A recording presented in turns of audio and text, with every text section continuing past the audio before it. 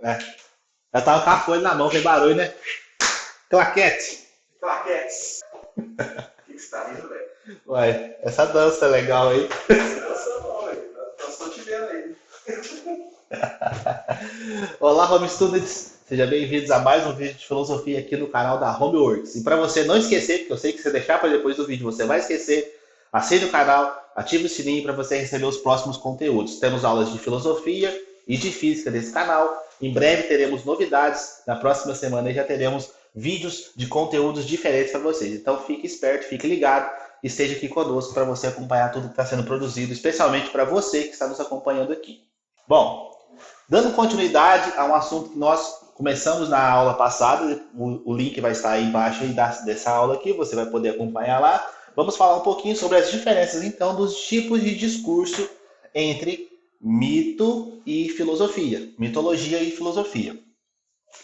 Os mitos são elementos muito presentes na nossa cultura e na nossa civilização. Até hoje nós temos a presença dos mitos. A gente nunca abandonou, né? Houve algumas formas de interpretação de que, quando a filosofia surgiu e a ciência consequentemente, filosofia e ciência surgiram, de que tivesse havido ali uma ruptura com o discurso mitológico, né? A filosofia nasce e o mito morre. E há outras formas de interpretação de que há uma separação gradual da filosofia da mitologia. E essa separação até hoje ainda não aconteceu de fato. Você pode, por exemplo, pegar a filosofia do Platão, onde o Platão sempre recorre a mitos para explicar aquilo que é inexplicável. Explicar aquilo que é inexplicável. Usa uma metáfora, uma figura de linguagem. Você que está craque aí no português, você sabe o que eu estou querendo dizer para você. Então, a própria filosofia usa essas formas de explicação.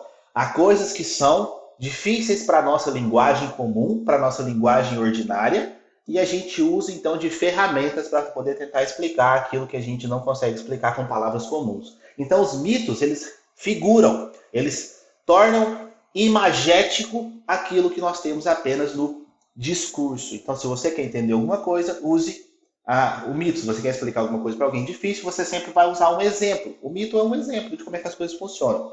Dos mais famosos, nós temos dentro da filosofia, o mito da caverna, tá? Que você vai pesquisar depois, eu sei que você vai pesquisar, você vai ver o que eu estou querendo dizer com isso. Mas vamos aqui então separar as duas formas de discurso. Bom, o mito é um discurso, assim como a filosofia, é um discurso racional. O mito não é irracional, tá? Ele é produzido por uma razão que interpreta o mundo, assim como a filosofia é uma razão que interpreta o mundo. E o mito, ele tem a intenção de narrar a origem das coisas. A origem do mundo, a origem dos seres humanos, a origem dos animais, a origem do bem, a origem do mal, a origem das doenças, por exemplo. Então nós temos tipos diferentes de narração. Há mitos que colocam, né, as figuras divinas como pai e mãe dos indivíduos, dos seus descendentes. Se você pegar lá a cosmogonia grega, você vai ver que existem figuras divinas que vão se relacionando umas com as outras e vão dando origem aos elementos que existem até hoje na mitologia grega. E nas outras mitologias também, né? Mas o que nos interessa mais aqui é a mitologia grega por causa da sua relação próxima com a filosofia. Há mitos que explicam a origem das coisas a partir de uma relação de companheirismo ou de estratégia militar entre os deuses. Por exemplo, a Guerra de Troia. Você que assistiu o filme Troia, eu falei no vídeo passado, com aquele ator maravilhoso lá, o Brad Pitt, eu sei que você vai assistir. Então, você assistiu, Léo? Nós dois somos atores. Então, lá no filme de Troia, quem era responsável, né, lá na narração do Homero, quem é responsável pelos rumos da guerra são os deuses. São os deuses que decidem quem vai ganhar a guerra e quem vai perder. Os seres humanos são como se fossem marionetes daquele teatro dos deuses. Tá? Então, tudo o que acontecia aqui na Guerra de Troia teria sido fruto das escolhas dos deuses. Por exemplo, por que o Paris teria raptado a Helena? Por causa como é que seria uma palavra para isso? Tretas de família. Tretas de família dos deuses, né? Você sabe que os deuses Assista na Globo. são transparentes. Casos de família, é na Globo? Mas então, os deuses tinham as suas tretas e aí eles jogavam com o destino dos seres humanos, né? Uma das questões da tragédia grega é essa relação dos deuses com os mortais. Por fim, nós temos também os mitos que explicam a origem das coisas como castigos ou recompensas para nós seres humanos. Por exemplo, o mito de Prometeu. Qual foi o mito de Prometeu? Prometeu e Prometeu. Vamos lá, então. O mito de Prometeu é o seguinte. O Prometeu é um titã, não é um deus, né? É um pouquinho abaixo dos deuses, mas ele seria mais próximo dos seres humanos, dos mortais, do que dos seres imortais, dos deuses. Ele teria roubado uma centelha de fogo para trazer para os seres humanos mortais. Os deuses teriam ficado irritados com isso, né? E teriam, então, você sabe da importância do fogo na história da civilização, por exemplo. A gente cozinha carne, a gente se aquece, a gente tem luz à noite. Então, o fogo é importantíssimo para a civilização humana. Ele teria sido castigado por isso, Prometeu, né? E qual que é o castigo do Prometeu? Que ele tivesse o fígado dele comido por uma águia por toda a eternidade. Então, a águia vem, come o fígado dele e o fígado dele se recompõe. A águia vem, come o fígado dele se recompõe. Bom, mas o castigo não teria parado aí. Os deuses também teriam castigado os mortais. Como? Teriam enviado aos mortais uma senhora chamada Pandora. Já ouviram falar na caixa de Pandora? A Pandora teria chegado ao mundo dos mortais com uma caixa na mão que dizia ser cheia de maravilhas, mas que nunca poderia ser aberta. Qualquer semelhança com a árvore da vida é mera coincidência, tá? Não poderia ser aberta essa caixa de modo nenhum.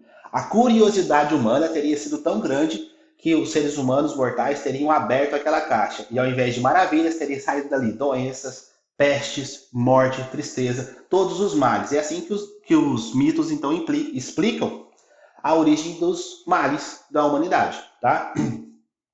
Semelhantemente, nós temos no cristianismo a origem do mal, que é o quê? Existe a árvore daquele fruto proibido. Olha, Deus falou para Adão e Eva, você pode comer de qualquer fruta aqui no paraíso, menos daquela árvore ali. E o que Adão e Eva fez? Você vai botar a culpa só na Eva, né? Não, Adão e Eva, os dois juntos. Foi lá e pegou a árvore do fruto proibido. O fruto da árvore proibida. O único que não podia comer, foram lá e pegaram. Assim como não podia abrir a caixa de forma nenhuma, os males saíram, não podia comer qualquer coisa, mesmo aquele fruto. Foi lá e comeu o fruto proibido. E daí, então, os males teriam sobrecaído sobre a humanidade a partir desse primeiro crime de Adão e Eva. Pode colocar o Adão na conta aí, tá bom? Bom, então são um discurso que explica a origem das coisas. A filosofia também, tá? Então nós temos a diferença aqui. Aqui a gente chama de cosmogonia. A origem do cosmo, explicada por mitos, é uma cosmogonia. A origem do cosmos e do universo, explicado pela filosofia, é uma cosmologia. Por quê? Porque o discurso aqui é um discurso lógico, ok? Aqui não.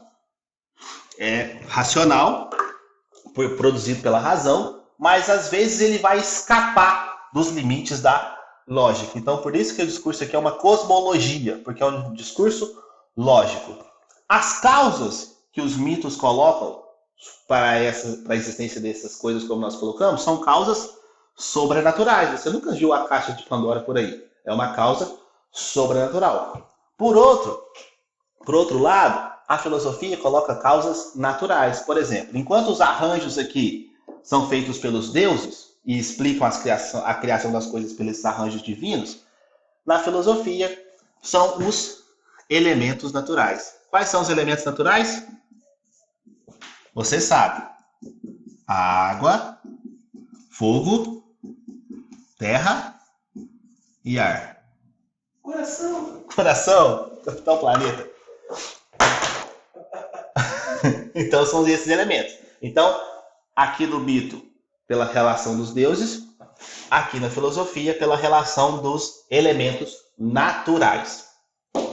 Temos também uma outra diferença, que aqui no mito, segundo a história grega, existia um tipo de poeta, que é o poeta rapsodo. Quem já ouviu, depois você vai ouvir a música do Queen lá, Bohemian Rhapsody, né? Aqui o poeta rapsodo, que era quem tinha a autoridade estabelecida pelos deuses para narrar a verdade. Então, tudo que o poeta rapsodo dizia era verdadeiro, baseado na sua autoridade, ok? Podia questionar o poeta? Não, porque não podia questionar o poeta. Porque questionar o poeta era questionar da autoridade estabelecida a ele pelos deuses. Então não podia questionar o que o poeta dizia.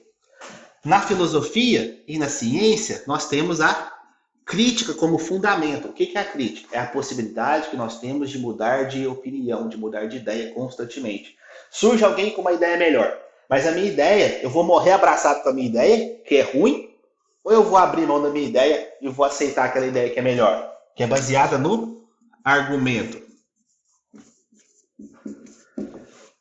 Se você está aqui, você vai morrer abraçado com a sua ideia. Se você está aqui, você vai aceitar o argumento que é melhor. Então a autoridade aqui, a verdade é baseada na autoridade, aqui a verdade é baseada no argumento. Não importa quem diz, mas importa o que está sendo dito. Aqui na filosofia. Na mitologia, importa quem diz. Ok? Entenderam a diferença? Bom, outra coisa. O discurso mitológico é baseado apenas na fala e na transmissão oral de ideias. Ok? Há, entre esse período lá na Grécia Antiga, né, que a gente chama de período homérico, da passagem para o período clássico, a invenção do alfabeto. E por que a invenção do alfabeto é importante? Porque você pode agora escrever coisas. E a palavra, ela se torna pública. Se está baseado apenas na fala, quando eu morrer, ninguém vai me escutar mais. Ok? Mesmo que eu conte a minha história para alguém, essas pessoas que vão ouvir minha história e vão contar adiante, podem modificar a minha história. E muito da mitologia é baseado nisso. Por quê? Porque as narrações, elas vão adquirindo contornos fantásticos. Se você quer enaltecer a história de alguém, você vai lá e engrandece essa pessoa. Você vai enaltecer o fato de algum fato que alguém fez, você vai lá e engrandece esse fato. Você torna aquele fato mais bonito, mais romantizado, porque não tem nada escrito, você pode aumentar. Se está escrito, você tem alguma coisa mais próxima um pouquinho do fato real. Redundância, mas é isso que eu quero dizer mesmo, né? Daquilo que realmente teria acontecido. Então, a invenção do alfabeto e a palavra sendo escrita torna, então, alguma coisa mais sólida, mais concreta, e a palavra se torna mais pública, que nós podemos agora, então, debater essa teoria, essa história, ok? Aqui não. A palavra é privada, justamente porque é baseado nessa autoridade de quem diz.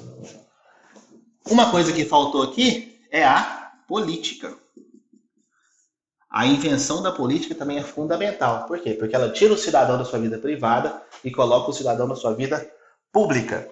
Na política, se nós vamos para, principalmente na democracia em Atenas, se nós vamos para a praça pública debater ideias, nós não podemos basear apenas em opinião. Nós temos que basear em argumentos sólidos. Por quê? Porque a vida da cidade toda está em jogo, não é só a minha, ok? Então, todos esses elementos aqui tornam o discurso filosófico e científico diferente do discurso mitológico. Quer dizer que a gente abandonou os mitos? Não. Os mitos são presentes na nossa vida até hoje. Os mitos também, eles têm uma questão moral. Por que eles são importantes? Eles estão no fundamento moral da nossa civilização. Pegue, por exemplo, os 10 mandamentos. Eles são fundamentais para que os povos não se destruam. Né? Não roubar, não matar, é importante para o convívio social. Então, eles trazem ensinamentos morais para o convívio social. Os mitos têm isso. Até hoje, nós aprendemos também através de mitos. Quando você era criança, provavelmente os seus cuidadores contavam mitos para vocês. Histórias que, se você não obedecer os seus pais, você, sei lá, a cuca vai te pegar. É um mito porque vai te dando um limite moral, certo? O último mito que eu queria contar para vocês é o do Ícaro, ok? Para relacionar com isso que eu estou querendo dizer para vocês. O Ícaro, ele e o pai dele estavam presos numa ilha e eles precisavam fugir daquela ilha. o que o pai do Ícaro fez? Construiu asas de cera para eles voarem, saírem da ilha voando. E falou para o Ícaro, olha, Ícaro, você não pode voar muito baixo, obviamente, porque a física vai explicar isso depois, mas você também não pode voar muito alto, porque senão o sol vai derreter as suas asas e você vai cair, não vai conseguir voar. O Ícaro, quando ele saiu voando, ele teria ficado fascinado com o voo, teria voado cada vez mais alto, cada vez mais alto, cada vez mais alto, cada vez mais longe do seu pai. O sol teria derretido suas asas e ele teria caído no meio do mar. O que isso significa? Não desobedeça os seus pais. Se o seu pai diz para você não ir ali, não vai, que vai dar ruim, ok? Entendeu o fundamento moral? Bom, se você acompanhou até aqui, gostou dessa aula, quer assistir as próximas, não esqueça, agora lá no começo eu falei, estou repetindo, assine o canal, ative o sininho para você acompanhar as próximas aulas que nós teremos aqui. Até mais, pessoal!